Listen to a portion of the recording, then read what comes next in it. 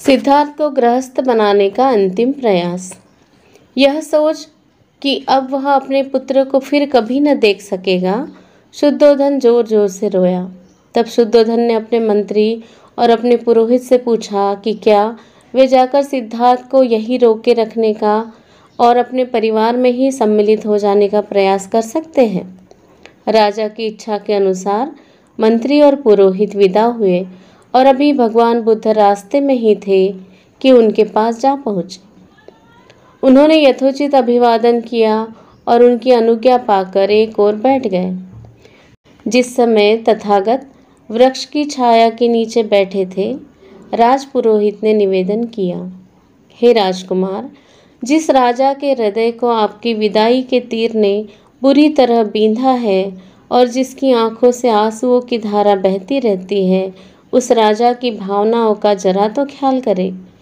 उसकी कामना है कि आप फिर से घर में चले आए। वह तभी शांति से मर सकेगा। उसका कहना है, मैं जानता हूँ कि आप धम्म स्थित है और मैं यह भी जानता हूँ कि आपका यह संकल्प वज्र के समान दृढ़ है, लेकिन इस प्रकार घर छोड़कर चले जाने से उत्पन्न वियोगाग्नि में मेरा दिल जल रहा है। हे धम्म प्रिय, धम्म के लिए ही आप अपने इस संकल्प को छोड़ दें। कुछ समय के लिए पृथ्वी के राज्य का उपभोग करें, बाद में प्रतिनिर्दयी न बने। सभी के प्रति दयावान होना ही धम्म है। धम्म की साधना अनिवार्य तौर पर जंगल में ही नहीं होती। साधु नगर में रहकर भी मोक्ष लाभ कर सकता है। ज्ञान और आचरण ही धम्म के यथार्थ साधन है। साधु वेश और वनवास तो केवल कायरता के द्योतक है। शाक्य राजा दुख के सागर में डूबा हुआ है, जिसमें तीव्र वेदना की लहरें उठ रही है। इसीलिए तुम उसका उद्धार करो, क्योंकि उसकी वही दुरावस्था है जो समुद्र में डूबती हुई गौ की। और उस रानी, उस प्रजापति गौतमी की ओर भी ध्यान दे, जिसने आपको पाल पोसकर इतना बड़ा किया, जो अभी तक अगस्त्य लोक को भी नहीं पधारी है। क्या आप उसकी तनिक भी चिंता नहीं करेंगे, जो बिना बछड़े की गौ की तरह निरंतर रंभाती रहती है? निश्चय से आप अपने दर्शन से अपनी पत्नी को तो संतुष्ट रखना ही चाहेंगे, जो अपने पति के जीवित रहते भी एक विधवा की तरह दुखी रहती है, अथवा एक हंसिनी की तरह जिसका हंस उसके पृथक कर दिया गया हो, अथवा उस हथिनी की तरह जिसका हाथी उसे जंगल में छोड़कर चला गया हो। राजपुरोहित के वचन सुन उस धम्म ज्ञाता ने उन पर क्षण भर विचार किया और तब उसे इस प्रकार उत्तर दिया। बुद्ध का उत्तर। मेरे प्रति राजा का जो वात्सल्य भाव है, उससे मैं सुपरिचित हूँ।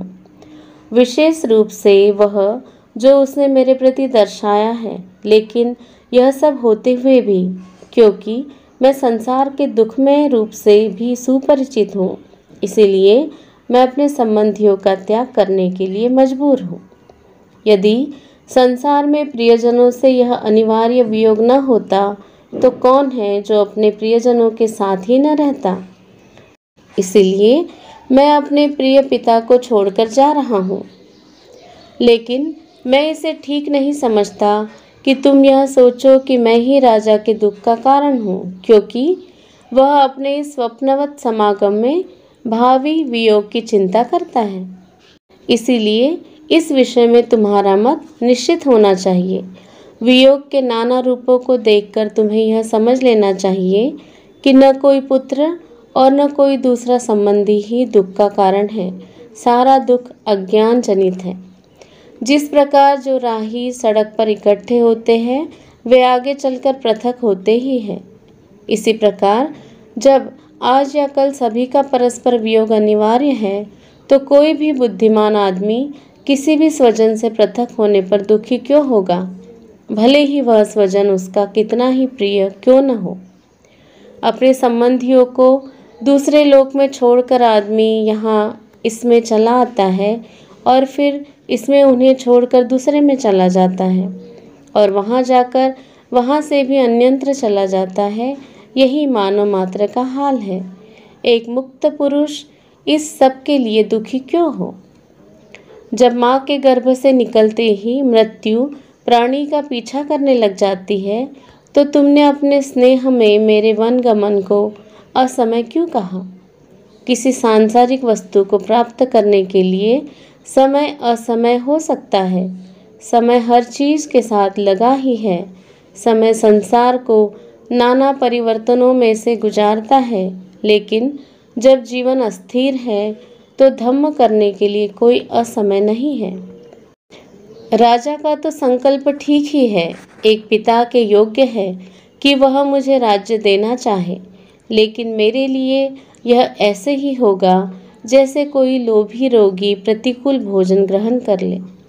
किसी भी बुद्धिमान के लिए राज्याधिकार कैसे उचित हो सकता है, जहाँ चिंता है, राग द्वेष है, क्लांति है और है दूसरों के प्रति अन्याय। सोने का महल तो मुझे लगता है जैसे उसमें आग लगी है।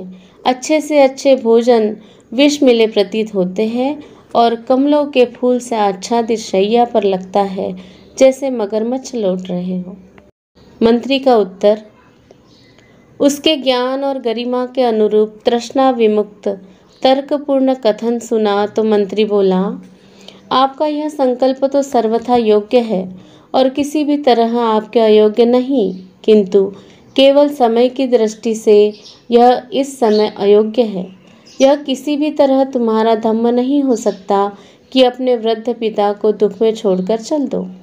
निश्चय से तुम्हारी बुद्धि बहुत सूक्ष्म नहीं है, कम से कम कर्तव्य, अर्थ और काम के मामले में तो सूक्ष्म नहीं है, जबकि किसी अविद्यमान अदृश्य वस्तु के लिए आप विद्यमान दृश्य का त्याग करने के लिए तैयार हैं। फिर कोई कहता है कि पुनर्जन्म है, कोई उतने ही विश्वास के साथ कहता है कि नहीं है। जब इस विषय में इतना संदेह है तो फिर यही उचित है कि वर्तमान भोगों को भोगा जाए।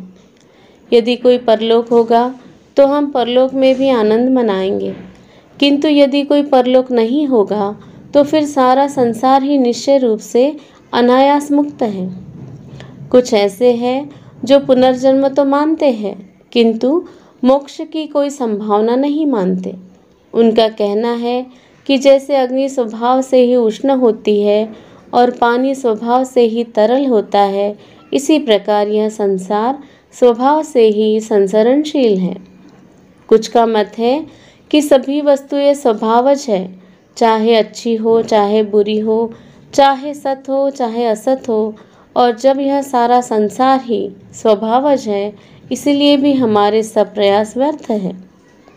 जब इंद्रियों की प्रक्रिया निश्चित है और बाह्य पदार्थों की अनुकूलता प्रतिकूलता भी, तो फिर जिसका वृद्धावस्था और कष्ट से अटूट संबंध है, उसे कौन कैसे पृथक कर सकता है? क्या यह सब प्राकृतिक ही नहीं है? पानी आग को बुझा देता है और आग पानी को भाप बनाकर उड़ा देती है। ये सभी तत्व जब इकट्ठे हो जाते हैं तो संसार का निर्माण करते हैं।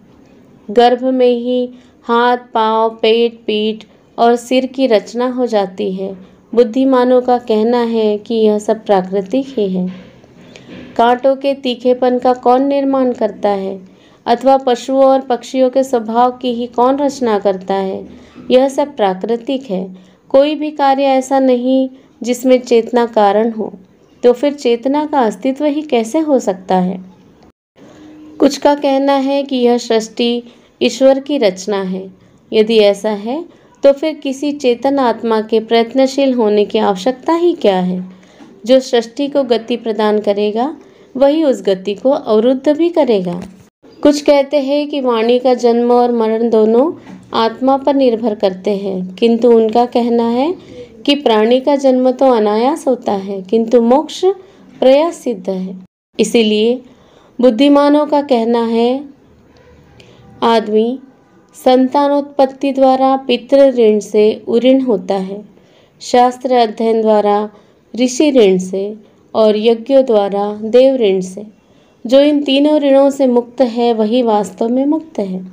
इसीलिए बुद्धिमानों का कहना है कि जो इस क्रम से मोक्ष के लिए प्रयास करते हैं उन्हें ही मोक्ष प्राप्त होता है। जो इस क्रम से प्रयास नहीं करते उन्हें व्यर्थ का आयास ही होता है। इसीलिए हे सौम्य, यदि मोक्ष की ही चाह है तो शास्त्र क्रम से उसकी ओर अग्रसर हो। इस प्रकार आपको भी मोक्ष प्राप्त हो जाएगा और राजा भी दुख से मोक्ष पा जाएगा। और जहाँ तक आपको वन से दोबारा घर वापस आने के बारे में आशंका है, तो इसका विचार करने की आवश्यकता नहीं। पूर्व समय में भी लोग वन जाकर वापस घर लौटे ही हैं।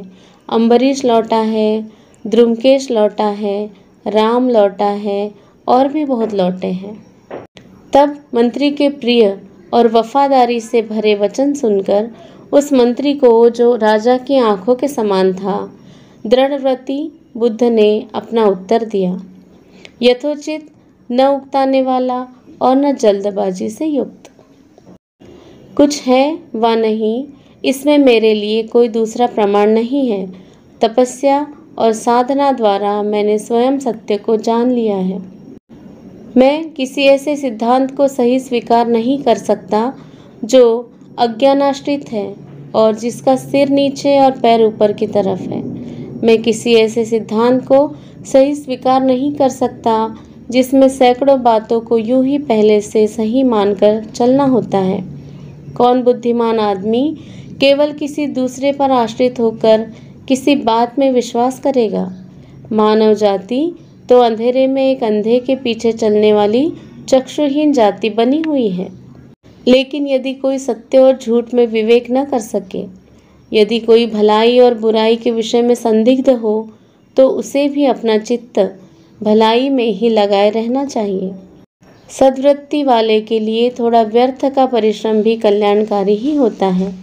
लेकिन यह देखकर कि इस पवित्र परंपरा का भी ठिकाना नहीं, यह समझ लो कि ठीक वही होता है जो विश्वसनीय लोगों का वचन हो, और विश्वसनीयता का मतलब है निर्दोषता। जो सर्वथा निर्दोष है वह सत्य का अपलाप कर ही नहीं सकता। और जो कुछ तुम मुझे घर लौट चलने के बारे में कह रहे हो और अपने पक्ष के समर्थन में कुछ लोगों के उदाहरण दे रहे हो, तो ऐसे लोगों की क्या प्रामाणिकता जिन्होंने अपने व्रत को ही तोड़ दिया। चाहे सूर्य पृथ्वी पर आ गिरे और चाहे हिमालय भी अपने स्थान से हट जाए, तो भी मैं किसी हालत में भी इंद्रिय विषयोन्मुख होकर घर नहीं लौट सकता। मैं जलती हुई आग में प्रविष्ट हो जाऊंगा, किंतु बिना अपने मानवता के कल्याण के उद्देश्य को पूरा किए घर नहीं लौट सकता। इतना कहा और अपने दृढ़ निश्चय के कारण तथागत सर्वथा उपेक्षावान होकर उठकर चल दिए। तब आंखों में आंसू लिए मंत्री और पुरोहित निराश होकर कपिल वस्तु लौट आए। उन्होंने सिद्धार्थ का अडिग निश्चय सुन लिया था। राजपुत्र के प्रति हृदय में प्रेम होने के कारण और राजा के प्रति हृदय में भक्ति होने के कारण वे लौट आए, किंतु बार बार पीछे मुड़कर देखते थे। वे न उन्हें देखते ही रह सकते थे, न उन्हें आंखों से ओझल होने दे सकते थे, जो कि सूर्य की भांति अपने तेज से तेजस्वी थे। राजपुत्र को वापस लाने में असमर्थ सिद्ध हो मंत्री और पुरोहित लड़खड़ाते कदमों से लौटे। वे आपस में कह रहे थे, हम उस राजा को चलकर अब क्या मुंह दिखाएंगे जो अपने पुत्र का मुंह देखने के लिए ही तड़प रहा है।